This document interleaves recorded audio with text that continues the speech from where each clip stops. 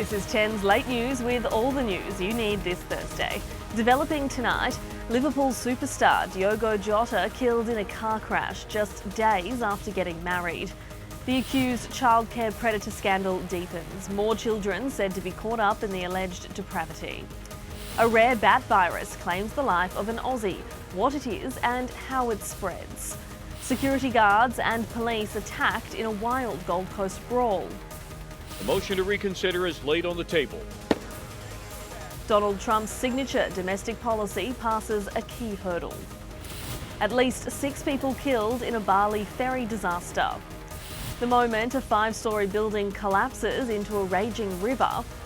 How the first 10 minutes of your morning can shape your whole day. And the medical practice begging people to stop sending them unwanted urine samples.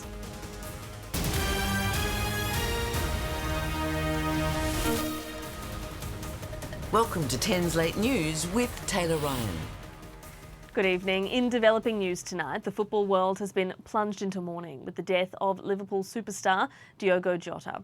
The 28-year-old was killed in a car crash in northwestern Spain. Reporter Paris Martin joins me now. Paris, what happened? Well, Taylor, Spanish police say the Lamborghini blew a tyre and left the road while trying to overtake another car around midnight local time.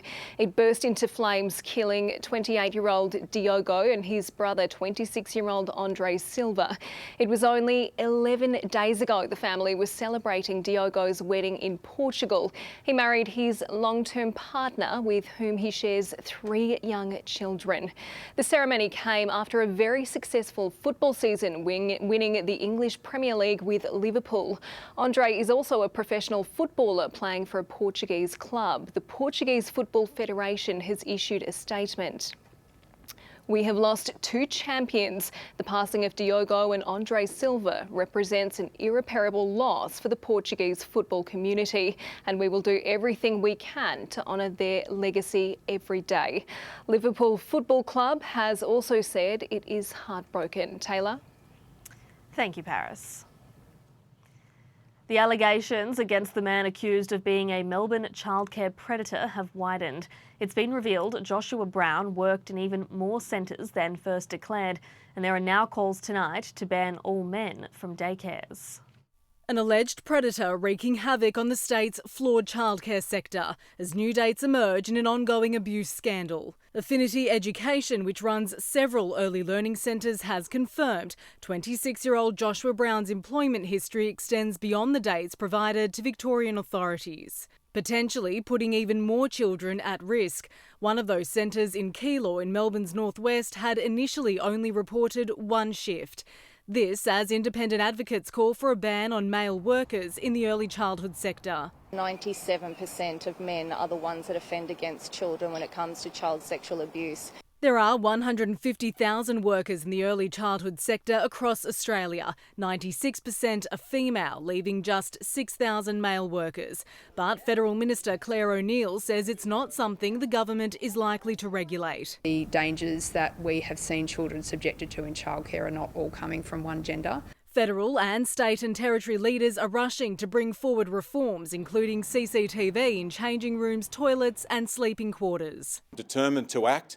It's a complicated system, but people watching aren't interested in bloody excuses. They're interested in action. As more parents of victims inundate lawyers, including Arnold Thomas and Becker, which has received more than a dozen calls and is considering a class action for families not directly impacted. They will have suffered losses as well because of the reluctance to take their children back to daycare.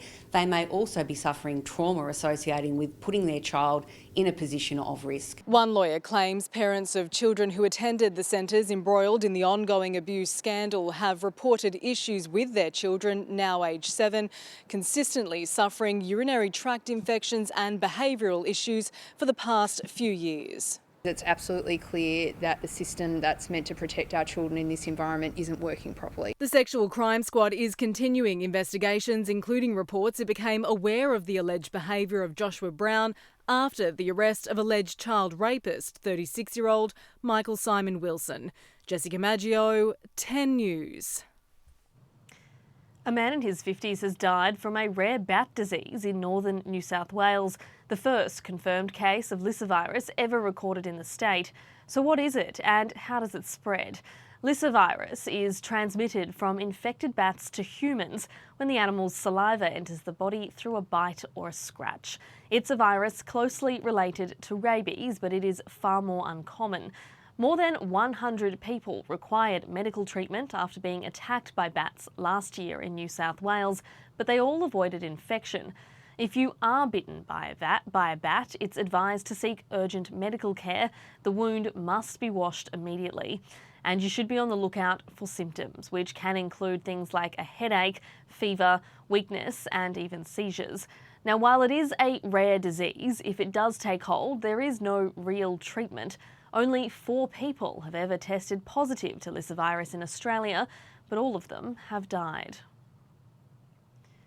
Security guards and a police officer have been attacked during a wild brawl at a popular Gold Coast shopping centre. Tiani Reid filed this report from the scene. The fight broke out here at Helensvale, Westfield, just before 3 this afternoon. A girl was leaving Kmart with a group of her friends when she allegedly attacked a man. Moments after, a swarm of other teens joined the brawl. We've been told at one point there was around 15 kids involved.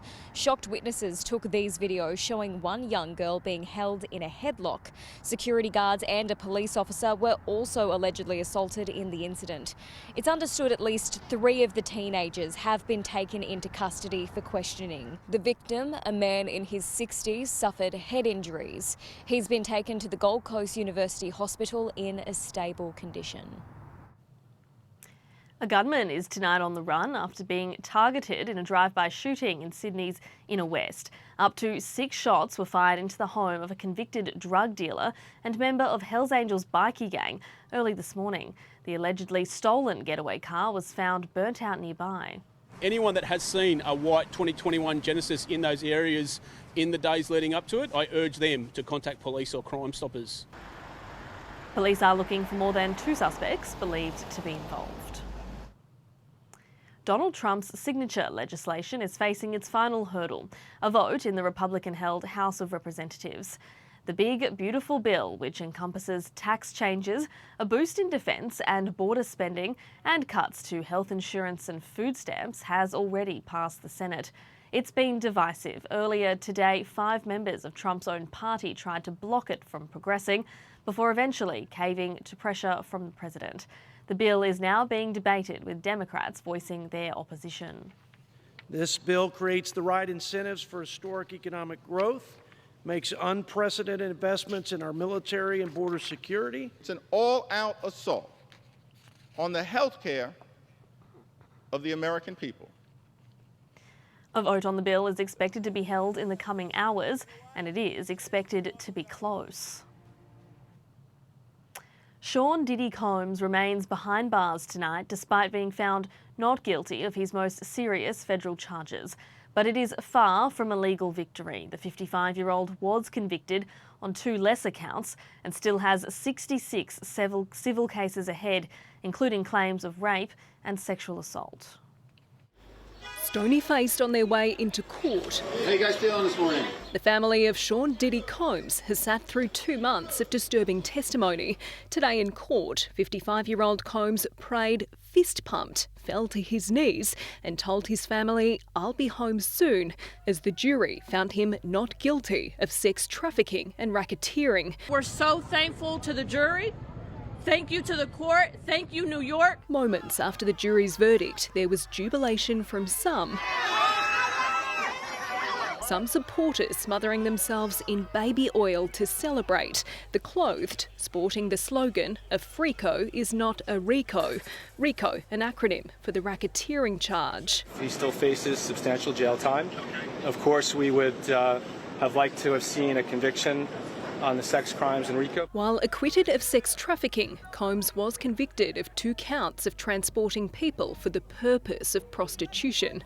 One of the victims, ex-girlfriend Cassie Ventura. This verdict will probably have a chilling effect on victims of sexual assault and abuse. Holmes has almost unlimited money. He assembled his version of a dream team. But even a legal dream team can only do so much. Diddy still has 66 civil lawsuits, including claims of rape and sexual assault. Paris Martin, 10 News. The search continues tonight for dozens of missing people after a ferry disaster in Bali. 6 people have been rescued, but at least 6 more are confirmed to have died, and that number is expected to rise. The ferry was travelling from Indonesia's main island to Bali and was transporting 22 vehicles, including trucks. It's the second deadly maritime disaster in the popular holiday destination in the last 3 months, following a boat accident in May that killed an Australian. The death toll from Europe's searing heatwave has climbed to 8 as record-breaking temperatures trigger school and workplace closures across the continent. On the popular Greek island of Crete, firefighters are battling a blaze fanned by gale-force winds, forcing the evacuation of 4 towns. Meanwhile, Turkey is still grappling with its own wildfire emergency, worsened by extreme heat and dry conditions. This is the moment a 5-storey building suddenly collapsed into a river in southern China. The area has been hit by record flooding, and the severe weather caused the ground underneath to give way. The building was under construction and no one was inside. Stay with us. Up next, they've saved lives, so why are police defibrillators being scrapped? Click with caution. Aussies warned about overseas websites posing as boutique local retailers. And his dream to fly around the world may just have crash landed. The teenage pilot arrested in Antarctica for landing without permission.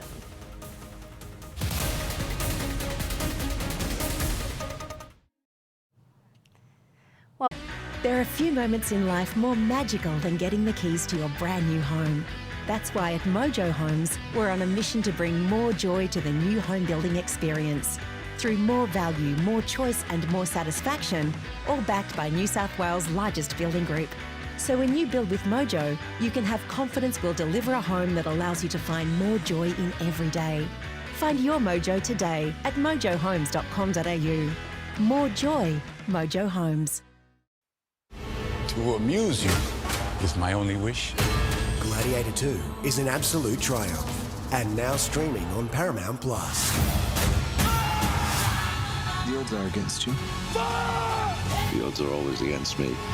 It's an epic spectacle and ferociously entertaining. I'm just here for the games. Strength and honor. Strength and honor. Gladiator 2, now streaming on Paramount+.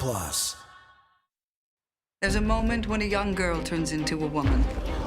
It's complicated and not just pretty. Our goal was to be a good wife and mother. What more is there? I'm not sure you understand. Some people want more. Do I sense rebellion in our midst? Let me be my own person. This is how it starts. I'm building their future. Nothing can go wrong. Not now. The Gilded Age, new season, now streaming on Paramount+. He's just been offered $55,000. This is a big call. It's so much money. But there could be 100 grand in his case. What am I doing, girls? I honestly think you have the 100,000. Oh. I'm about to have a heart attack. What would you do? Are we talking deal or no deal? A deal you cannot miss. 7 o'clock Monday on 10. Watch and stream free. Welcome back. Police vehicles in New South Wales will no longer be equipped with life-saving defibrillators after a decision to scrap the initiative that was inspired by a 2-year-old whose life was saved by cops. 10 News understands an internal memo also cited risk to the health of police and legal and financial liability concerns. Sarah Naven has the details. New South Wales Police says it needs to focus on law enforcement, but the Shadow Police Minister is horrified by the move, saying it threatens public safety. It was an initiative that started in 2022, defibrillators in police vehicles, which are so often first on scene in an emergency. And to be able to have access to and be able to use life-saving equipment in those first precious minutes of a medical episode, a cardiac arrest, makes the difference between life and death. It was inspired by toddler Lily McGowan, whose life was saved by nearby police officers when her heart stopped. If they weren't there and they didn't act the way they did, it would have been could have definitely been a different outcome. The program was also endorsed by former Wiggle Greg Page, himself a cardiac arrest survivor. But today, the New South Wales Police Force decided to remove them. In a statement to 10 News, it said, following a review and in consultation with key stakeholders, AEDs will no longer be carried in police vehicles. AEDs will continue to be available in police premises and authorised specialist duties vehicles. It's already been labelled as a step in the wrong direction. Well, I think it's absolutely mind-blowing. Now, these are life-saving devices. And what we want to do is to actually ensure that we support our police when they're usually first on scene at many incidences that we see across the state. The Health Foundation, which campaigns for public access to defibrillators, says it is disappointed by this decision and wants it reversed. The consumer watchdog is warning Aussies about bogus online shopping sites known as ghost stores. The ACCC says they are posing as high-end boutiques based in Australia, claiming closing down sales and quality products, but they're leaving customers out of pocket, selling cheap goods from overseas. Many times consumers receive goods, but they are not the goods they thought that they were purchasing. 4 stores have been called out for having fake 5-star reviews and are now on the watchdog's warning list. Easing cost of living pressures and falling inflation has reduced our stress to its lowest level in 2 years, according to new data. But with increased confidence comes higher demand for housing, and industry warns supply isn't keeping up. Lucy Gray has more. We're being told Australians are breathing much easier these days, according to NAB's latest consumer sentiment survey. Consumer stress has hit a 2-year low, and households are saving almost $5,000 annually by cutting back on eating out and travel. It's interest rates, and so having 2 cuts come out by the RBA has really made a difference to consumers, as well as inflation. The bank says it's received an increase in loan applications as a result, so that means demand for housing is on the up. An annual uptick in building approvals will help meet that demand, but industry says it's not enough to fill current supply gaps. If we look at the pace of which we are building at the moment, we will not meet the housing targets set by the Housing Accord. The Housing Accord is a dead duck. Labor has completely failed on the supply side. And the figures speak for themselves. The federal government has set a goal to build 1.2 million new homes this decade. It's estimated we're going to fall 300,000 short. That is an ambitious goal for a reason, because ambitious and boldness is exactly what is needed if we want to try to reshape the housing opportunities confronting Australians. Consumers could be given another financial boost on Tuesday when the Reserve Bank decides whether to cut the official cash rate, but it's a double-edged sword as increased demand can drive up house prices, and if you're trying to break into the housing market, that's enough to knock your confidence. An American teenage pilot has been arrested in Antarctica, accused of going off course and landing without permission. 19-year-old Ethan Guo hopes to become the youngest person to fly to all 7 continents, but that's now up in the air after he was detained and charged with submitting a false flight plan before changing course and flying towards the South Pole. He's then accused of landing his small aircraft at a Chilean airbase off the coast of mainland Antarctica. The young pilot has been documenting his journey on social media as he aims to raise $1 million for childhood cancer charities. Finally, with a sense of relief, I approached Australia until I saw a huge storm, so I rushed to land. Ethan's lawyer said the young pilot had experienced some complications in the air before landing. The 19-year-old now faces deportation to Chile, where an investigation is taking off.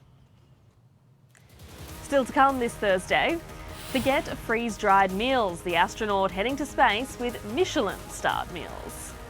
And why a medical clinic is begging people to stop mailing in mystery pee samples. Yeah, you heard that right.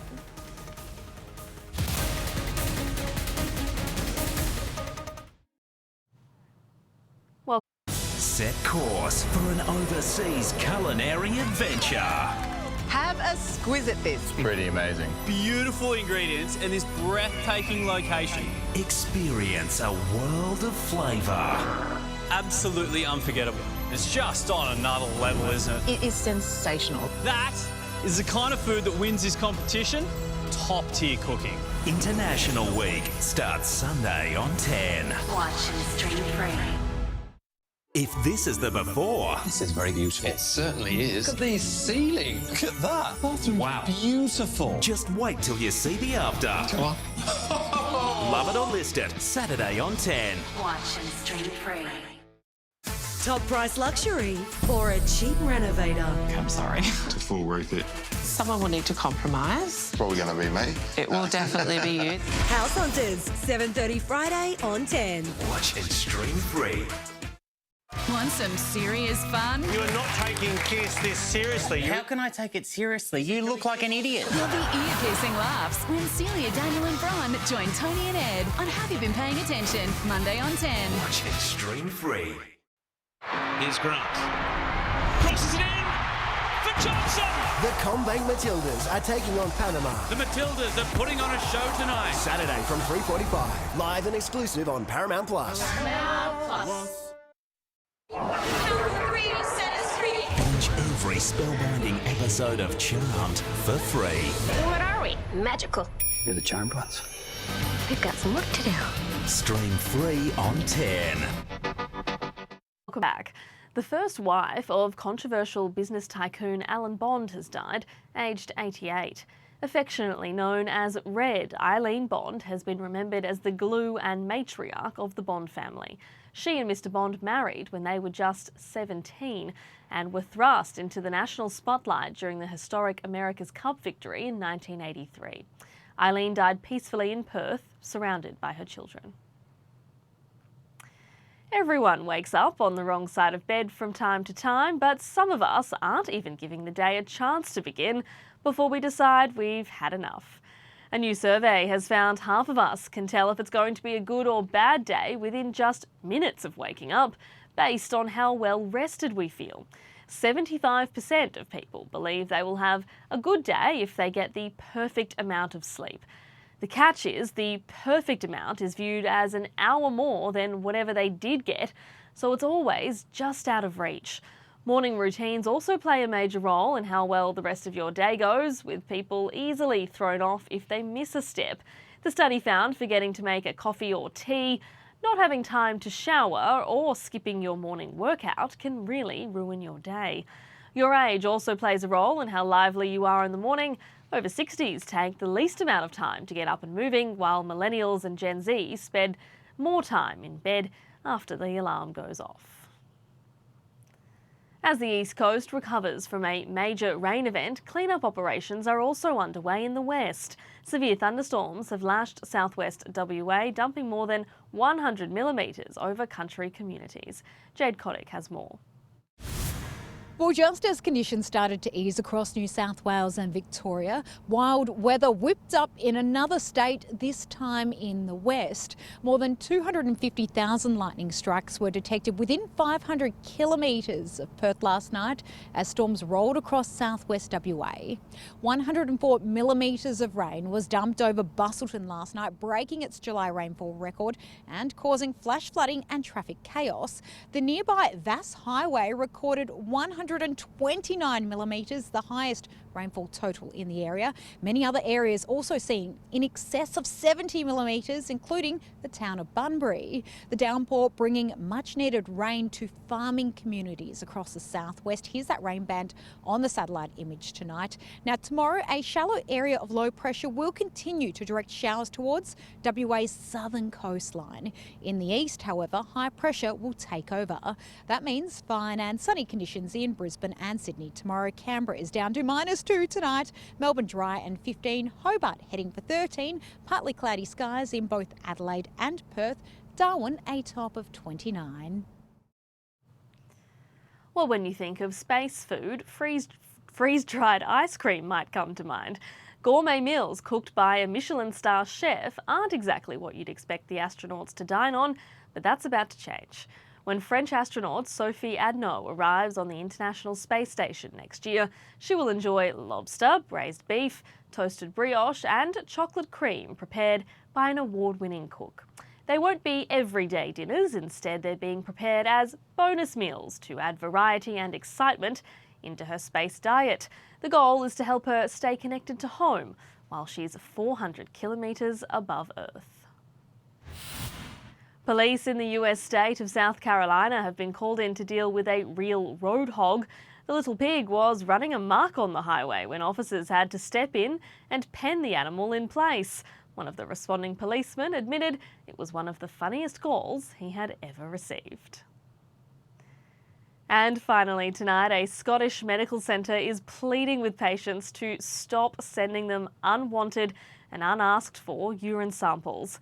Salton Surgery says it's overwhelmed with a high volume of unrequested samples. Reports say many people in the area prefer to send off a sample when they feel ill rather than make an appointment. Many are often in non-medical household containers instead of sterile sample containers. The clinic is now asking people to only put their pee forward if a staff member specifically asks for it. And that's all the news you need this Thursday. I'm Taylor Ryan. Thanks for joining us on 10's Late News. We hope you have a great night.